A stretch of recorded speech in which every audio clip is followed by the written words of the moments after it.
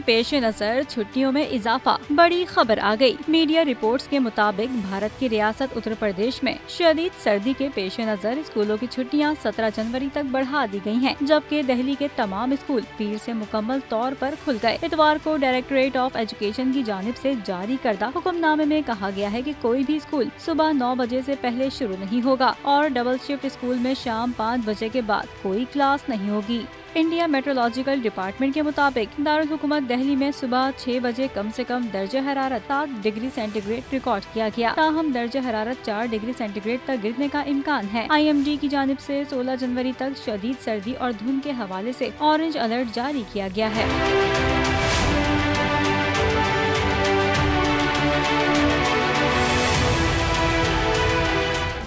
Subscribe करें और bell दबाएं ताकि कोई खबर रह न जाए।